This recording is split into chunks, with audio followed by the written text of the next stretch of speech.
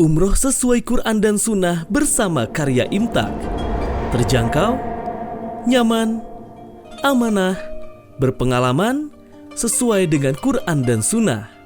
Fasilitas, perlengkapan umroh manasik dan handling, hotel bintang 4 dan 5 staraf, dekat dengan Masjid Al-Haram, pesawat Saudi Airlines Direct Jeddah, makan 3 kali sehari, bus AC dan snack, free rihlah maklim Makkah Madinah, free air jam-jam. Antara umroh satu dan umroh lainnya, itu akan menghapus dosa di antara keduanya. Dan haji mabrur tidak ada balasannya melainkan surga. Hadis riwayat Bukhari Muslim. Daftar segera, seat terbatas. Telepon atau WA di 0811 206 5536. Karya Imtak, wujudkan niat suci Anda bersama kami. Bismillahirrahmanirrahim. Alhamdulillahilladzi hadana lihadza wa ma kunna linahtadiya laula an hadanallah.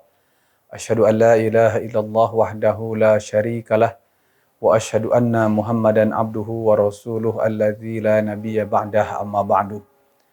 Pemirsa Persis TV yang dimuliakan Allah Subhanahu wa taala, alhamdulillah kita bertemu kembali dalam kajian Ramadan Persis TV. Setiap hari tayang di channel kesayangan kita semua ini. Mudah-mudahan ini menjadi bekal bagi kita semua dan menambah nilai dari ibadah Ramadan yang kita sedang laksanakan, dan mudah-mudahan kita senantiasa diberikan kekuatan oleh Allah Subhanahu wa taala. Baik para pemirsa yang dirahmati Allah Subhanahu wa taala, pada kesempatan yang berbahagia ini kita mencoba menggali hikmah pelajaran dari berbagai peristiwa yang kita lalui, dan terutama bagaimana kita lebih bisa mengintrospeksi diri kita, memperbaiki diri kita, terutama di bulan suci Ramadan ini. Di antaranya pada kesempatan ini saya ingin menyampaikan sebuah ungkapan dari seorang imam, yaitu Imam Al-Ghazali, di dalam kitabnya Ihya Ulumuddin. Beliau mengatakan bahwa a'da'ul insani thalathah. A'da'ul insani thalathatun. Dunyahu wa syaitanuhu wa nafsuhu. Fahtaris minad dunya bizuhdi. Wa minasyaitani bimukhalafatihi. Wa minan nafsi bitarki syahawati. Musuh manusia itu, musuh seorang manusia itu ada 3. Pertama dunianya, yang kedua adalah setannya, yang ketiga adalah nafsunya. Kata Imam Ghazali kemudian, fahtaris min dunia, maka jagalah diri engkau, lindungilah diri engkau dari dunia dengan cara bizuhdi, dengan zuhud. Wa minasyaitani bimukhalafatihi, dan dari setan dengan mukhalafatihi, dengan melawannya. Wa minan nafsi, dan dari hawa nafsu bitarki syahawati, dengan meninggalkan syahwat. Pemirsa yang dimuliakan Allah Subhanahu wa taala, setiap diri kita ini mempunyai musuh. Karena pada hakikatnya kita ini semua sedang berjuang. Dan perjuangan itu sejatinya adalah peperangan. Peperangan melawan apa? Melawan hal-hal yang akan menghambat, melawan hal-hal yang akan menghancurkan kebaikan kita. Jadi tujuan kebaikan kita, tujuan keselamatan kita itu pasti ada penghalangnya. Dan ini adalah musuh kita. Layaknya sedang perang, kita melawan musuh. Tetapi bedanya, di dalam perang kita menghadapi musuh itu orang lain. Kita menghadapi musuh di hadapan kita. Maka kita tahu mana musuh kita. Kemudian kita lawan musuh tersebut. Kalau bisa kita musnahkan, kalau tidak bisa maka kita hindari. Nah, tetapi yang sering kita tidak sadari adalah musuh yang ada di dalam diri kita. Musuh yang akan mencelakakan kita. Musuh yang akan menghambat dan membinasakan kita sehingga tidak bisa meraih keselamatan dan kebahagiaan di dunia dan di akhirat. Itulah yang disebutkan oleh Imam Ghazali. Maka Imam Ghazali menyebutkannya a'da'ul insan. Insan, bukan annas, tetapi insan. Insan itu lebih kepada diri kita, seorang manusia. Nah, Maka yang menarik beliau sebutkan dunyahu, dunianya. Jadi bukan dunia, tapi dunianya, dunia kita. Musuh kita itu siapa? Dunia kita. Lalu dunia itu apakah musuh? Bukankah kita ini hidup di dunia? Bukankah kita ini perlu dengan dunia? Karena tidak mungkin kita hidup di dunia ini tanpa kita memenuhi hajat-hajat duniawi kita. Nah, maka dari satu sisi, dia itu memang tempat kita hidup, tempat kita, ladang amal kita. Tetapi di sisi lain, kalau kita salah memposisikannya, tidak bisa menempatkan dunia sebagaimana mestinya, bisa jadi dia mencelakakan kita. Itulah yang dimaksud dengan musuh. Makanya senjatanya adalah dengan az-zuhud, dengan zuhud. Ya. Jadi ingin kita selamat, kenali mana musuh kita, bagaimana cara menghadapinya. Ya. Tentu kalau misalkan musuh dalam perang, kita hadapi, kita musnahkan. Tetapi musuh dalam diri, kalau tidak bisa kita musnahkan, kita hindari. Kita antisipasi pengaruh jeleknya. Maka dunia ini bukan untuk kita hindari, tetapi untuk kita tempatkan sebagaimana mestinya. Senjatanya, kata Imam Ghazali, agar engkau terlindung dari bahaya dunia, agar dunia tidak mencelakakan kamu, itu adalah bizuhdi, dengan zuhud. Zuhud ini sering diartikan adalah meninggalkan dunia dan mengharap akhirat. Ya, meninggalkan dunia, kemudian kita mengharap akhirat. Akhirat adalah tujuan kita, sedangkan dunia adalah wasilah. Maka pada hakikatnya, zuhud itu bukan berarti kita meninggalkan dunia sama sekali. Sehingga kita tidak mengenal dunia, bahkan tidak berusaha untuk meraih kebaikan-kebaikan duniawi. Itu tidak seperti itu. Karena sesungguhnya sejatinya zuhud itu adalah bagaimana dunia itu bukan sebagai tujuan. Tetapi dunia itu adalah sebagai wasilah untuk menggapai kepada kebaikan akhirat. Itulah yang sejatinya zuhud. Sehingga orang zuhud adalah tidak terlalaikan oleh dunianya dari kepentingan akhiratnya. Kalau kepentingan akhiratnya dilalaikan oleh dunianya, itulah orang yang tidak zuhud. Nah, maka apakah kita berani mengatakan misalkan Abu Bakar tidak zuhud, Umar tidak zuhud, Utsman tidak zuhud, Abdurrahman bin Auf tidak zuhud, ya, karena mereka adalah orang-orang kaya. Justru mereka adalah orang-orang yang zuhud. Kenapa? Karena kekayaan duniawinya dijadikan sebagai sarana, sebagai wasilah untuk menggapai kebaikan ukhrawi. Itulah bagaimana kita menghadapi musuh pertama kita, musuh tanda kutip, ya. Karena dia itu bisa menjadi musuh ketika kita tidak bisa menempatkannya sebagaimana mestinya. Yang kedua adalah setan. Ini sudah jelas.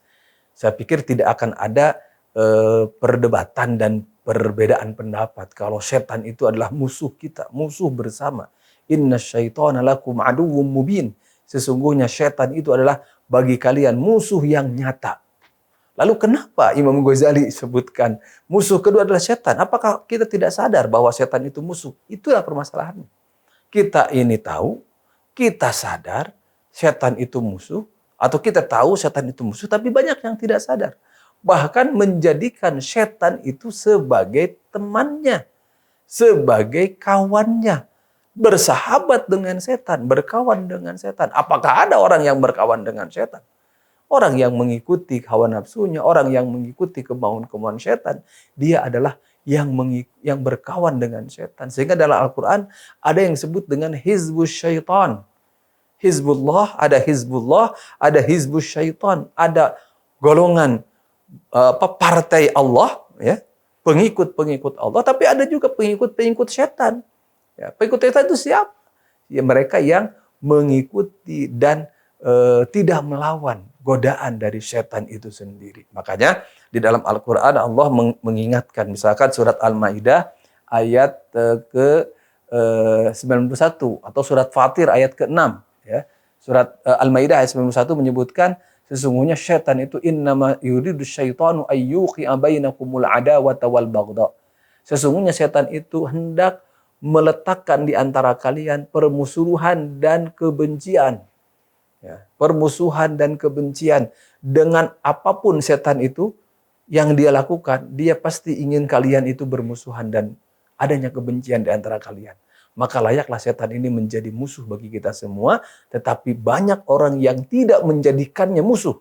Karena itu Allah memperingatkan dalam surat Fatir, "Inna syaitana lakum aduwwun fattakhidhuhu aduwwa." Sesungguhnya setan itu musuh kalian, maka jadikanlah setan itu sebagai musuh. Tempatkanlah setan itu sebagai musuh. Jangan setan itu sudah jelas-jelas musuh, tetapi kita mengikuti langkah-langkahnya. Makanya kata Allah, "Wala tattabi'u khutuwatis syaitan." Janganlah kalian mengikuti langkah-langkah setan.